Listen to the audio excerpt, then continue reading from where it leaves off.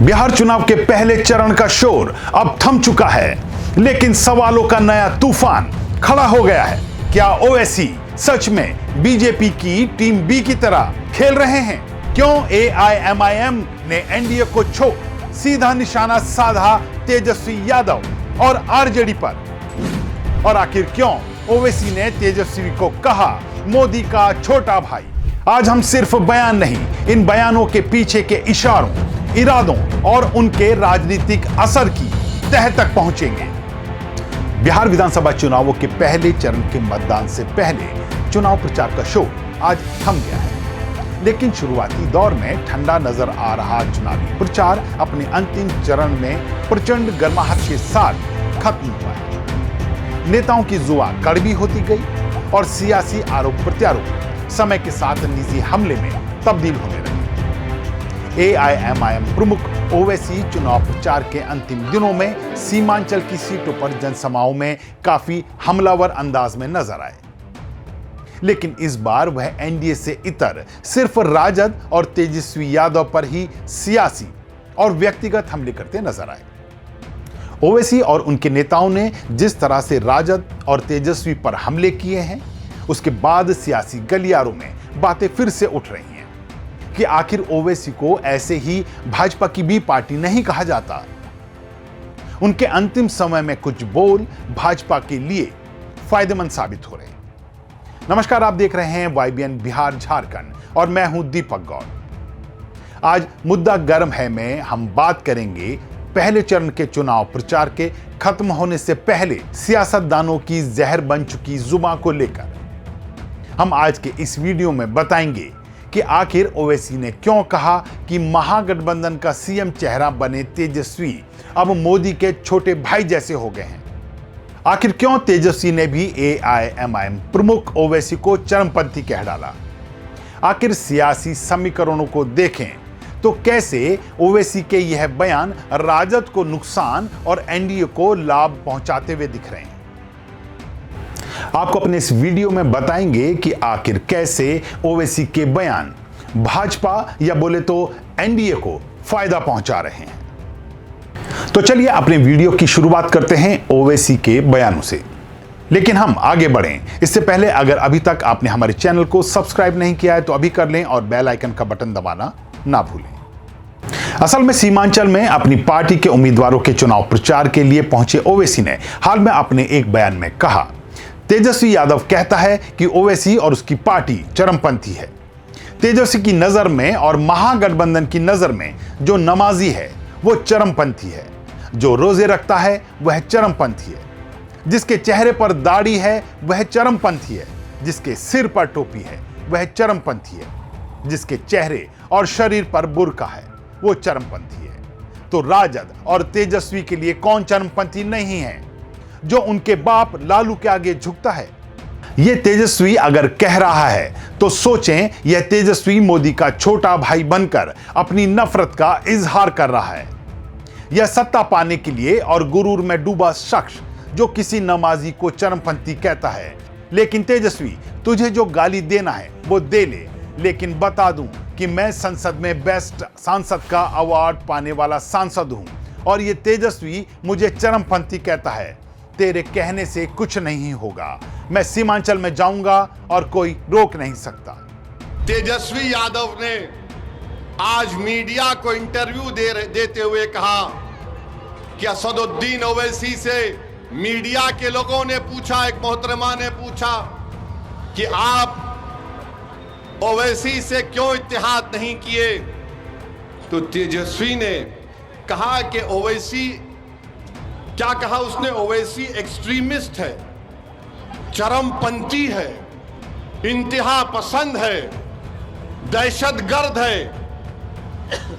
आप बताइए हमको, हम तेजस्वी को बोलेंगे बाबू एक्सट्रीमिस्ट को तुम जरा अंग्रेजी में लिख के बता दो।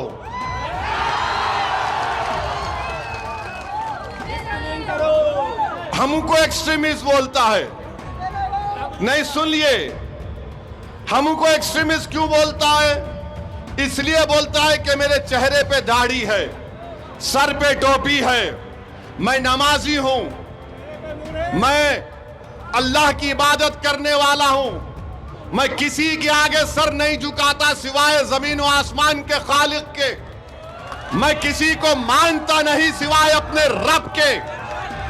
मेरी बीवी हिजाब करती है, मेरी बेटियां करती हैं, वो तमाम के तमाम कुरान की तिलावत करती हैं। मैं अपने मजहब पर फख्र से चलता हूं। तो ये बोलता है ये एक्सट्रीमिस्ट है। अब आपने ओवैसी का यह बयान सुना तो सवाल यह उठ रहा है कि आखिर तेजस्वी पर ओवैसी इतने भड़के क्यों हैं? तो जरा यह भी सुनिए। हम हमारे हिंदू भाइयों से भी कहना चाह रहे सीमांचल के, ये सीमांचल की लड़ाई है। हम किसी के मजहब के खिलाफ नहीं हैं, हम इंसाफ की बात कर रहे हैं। हम बराबरी चाहते हैं, हम हिस्सेदारी चाहते हैं। और हमारे एक मजलिस के एक नुमाइंदे ने टीवी चैनल पर बैठकर अच्छा कहा। शादाब चौहान ने कहा कि आप राजद के किसी नेता ने टीवी चैनल पर उससे कह दिया कि आप कितना सीट खड़ा कर दिए। तो शादाब ने कहा देखो भाई, महाभारत नहीं होती थी अगर आप पांडवों को 5 गांव दे देते। हमने 6 सीट मांगा था, आपने नहीं दिया, पूरे कौरवा बर्बाद हो गए। इसीलिए तो मैं आपको बता रहे हैं, हम तो 6 सीट पूछे थे मगर तुम अहंकार में थे। तेजस्वी बड़ी बात करते हैं, बोलते हैं मेरी उम्र कच्ची है मगर मेरी जबान पक्की है। अगर तुम्हारी जबान पक्की थी तो अंजर नईमी को तुमने घर क्यों बिठा दिया? समझा आपने? समझा आपने? वो बेचारा गया ये समझ करके ये हमारा साथ देगा। हम पहले से कह रहे थे जालिम किसी का साथ नहीं देता, वो सिर्फ इस्तेमाल करके छोड़ देता है। सुनिए कैसे ओवैसी लगातार तेजस्वी यादव पर हमलावर होकर सीमांचल में उनके खिलाफ एक माहौल बनाते नजर आ रहे हैं। इतना ही नहीं, ओवैसी लगातार पिछले दिनों के चुनाव प्रचार में तेजस्वी पर हमलावर रहे हैं और निशाना साधते रहे हैं कि आखिर वो कैसे अपनी ही पार्टी के उम्मीदवार के खिलाफ चुनाव प्रचार कर रहे हैं। सुनिए जरा। और जो लोग मजलिस को बोलते गठबंधन के बारे में, मैं आपसे कह रहा हूं कि आज दरभंगा में गौरा बोरन एक विधानसभा है, वहां पर राजद ने, गठबंधन ने अफजल अली खान को उम्मीदवार बनाया और अफजल अली खान के खिलाफ तेजस्वी जाकर संतोष सहनी को वोट देने की बात करता। बोलो गठबंधन के लोग, तुम्हारा उम्मीदवार अफजल अली खान और तेजस्वी जाकर कहता है कि संतोष सहनी को वोट दो। कितना रुस्वा तुम हमको करोगे। अब ओवैसी के इन बयानों के पीछे के निहितार्थ को समझिए। पहला सामने आता है कि तेजस्वी की छवि पर हमला करना। ओवैसी के लगातार सामने आ रहे इन बयानों से यह साफ हो रहा है कि वह राजद को निशाने पर ले रहे हैं।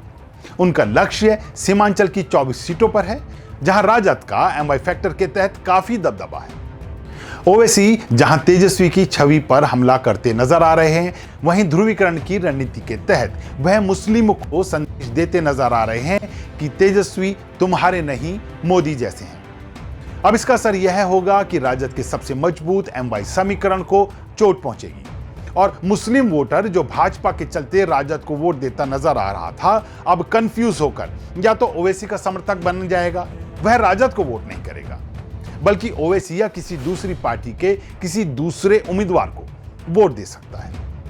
अब राजनीति में इस स्थिति को क्या समझा जाए? क्या ओवैसी भाजपा के लिए मुस्लिमों के वोट कटुआ बनकर एक बार फिर से सामने आ रहे हैं, ताकि बिहार की जिन सीटों पर मुस्लिम वोट निर्णायक हैं, वहां वह वोट राजद या महागठबंधन के पक्ष में ना जाए, जिसका सीधा लाभ एनडीए को मिलता नजर आएगा। ओवैसी भी यह बात जानते हैं कि वह पिछली बार से बहुत बेहतर प्रदर्शन करने की स्थिति में नहीं है, लेकिन उनकी सभा में यह तकरीर कहीं ना कहीं मुस्लिम वोटरों में भ्रम की स्थिति जरूर पैदा करेगी। यही कारण है कि तेजस्वी भी ओवैसी को वोट कटुआ मानते हैं, जबकि इसके जवाब में ओवैसी कहते हैं कि तेजस्वी ने सिर्फ मुस्लिम वोटरों को वोट बैंक समझा है या 18% जनसंख्या वाले मुस्लिमों को सिर्फ दरी बिछाने वाला। वहीं इस पूरे मामले को भाजपा और जदयू पीछे से चुपचाप देख रही है। ओवैसी की जनसभाओं में राजद, लालू और तेजस्वी पर किए जा रहे इन हमलों पर वह प्रतिक्रिया देने से भी बच रही है, क्योंकि इस सब का लाभ एनडीए को ही होता नजर आ रहा है। अगर एआईएमआईएम और आरजेडी के उम्मीदवार आपस में लड़ेंगे तो कई सीटों पर ओवैसी की पार्टी राजद के वोट काटती नजर आएगी, जिसका सीधा लाभ एनडीए के उम्मीदवारों को मिलने की पूरी उम्मीद है। ऐसा इस बार ही नहीं हो रहा। पिछली बार भी ओवैसी की पार्टी ने 19 सीटों पर अपने उम्मीदवार उतारे थे, जिनमें से 5 सीटें जीतने में वो कामयाबी हुए थे। लेकिन इस बार उन्होंने 25 सीटों पर उम्मीदवार उतारे हैं। इसके साथ ही इस बार उन्होंने मुस्लिमों के साथ साथ हिंदू प्रत्याशी भी उतारे हैं। वह उनका बदला हुआ सियासी रुख दर्शा रहा है।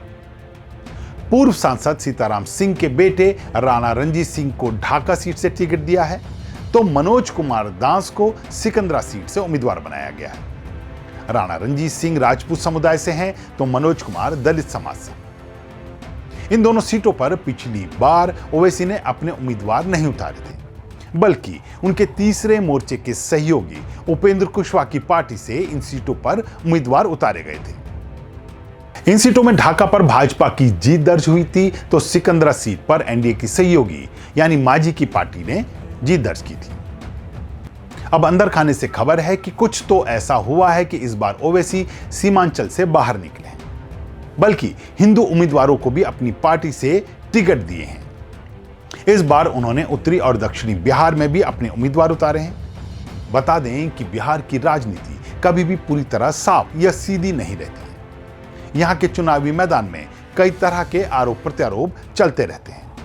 महागठबंधन के नेताओं का आरोप है कि एआईएमआईएम बीजेपी की बी टीम की तरह काम कर रही है। उनका तर्क है कि एआईएमआईएम की राजनीति से हिंदू मुस्लिम ध्रुवीकरण बढ़ता है, जिससे बीजेपी और एआईएमआईएम दोनों को फायदा पहुंचता है। 2020 के विधानसभा चुनावों में सीमांचल की जिन 5 सीटों पर एआईएमआईएम जीती थी, वहां मुस्लिम आबादी बहुसंख्यक है और हिंदू अल्पसंख्यक। बिल्कुल कश्मीर घाटी जैसी स्थिति है। महागठबंधन का कहना है कि ओवैसी की पार्टी इन इलाकों में मुसलमानों के बीच अपनी अलग पहचान बनाने की कोशिश करती नजर आ रही है, तो इससे मुस्लिम वोटर बिखर जाते हैं। इसका फायदा बीजेपी को होता है, क्योंकि धर्मनिरपेक्ष वोट कमजोर पड़ जाते हैं। बहरहाल एआईएमआईएम दावा करती है कि वह हर मुसलमान के प्रतिनिधित्व की लड़ाई लड़ रही है। हालांकि आलोचक इसे ध्रुवीकरण की राजनीति करार देते हैं। कहा जाता है कि इससे बिहार की धर्मनिरपेक्ष राजनीति की बुनियाद कमजोर हो सकती है। यही बात सबसे ज्यादा चिंता पैदा करती है। अब ऐसे में एआईएमआईएम की ओर से मुस्लिम समुदाय की जनसभाओं में उठाए गए सवाल बिहार की राजनीति में गंगा की लहरों की तरह फैल रहे हैं। पहले जहां राजनीति घुसपैठ जैसे मुद्दों पर केंद्रित थी, अब ध्यान अल्पसंख्यकों के कम प्रतिनिधित्व और हिस्सेदारी पर है। यह एक बड़ा विरोधाभास है, जहां एक बड़ा समुदाय अपनी आबादी के बावजूद सत्ता में खुद को हाशिए पर महसूस कर रहा है। अब ऐसे में सवाल उठता है कि ओवैसी की पार्टी सच में मुसलमानों को सशक्त बनाना चाहती है, या महागठबंधन पर दबाव डालना, या फिर भाजपा की अप्रत्यक्ष तौर पर मदद कर रही है। आप इस मुद्दे पर क्या सोचते हैं? क्या है आपकी राय? हमें कमेंट बॉक्स में लिखकर बताएं। अगर आपको यह रिपोर्ट पसंद आई हो तो इसे लाइक करना और शेयर जरूर कीजिएगा। मुद्दा गर्म है कि इस एपिसोड में आज इतना ही। ऐसे ही एक नए मुद्दे के साथ एक बार फिर हाजिर होंगे। तब तक के लिए नमस्कार।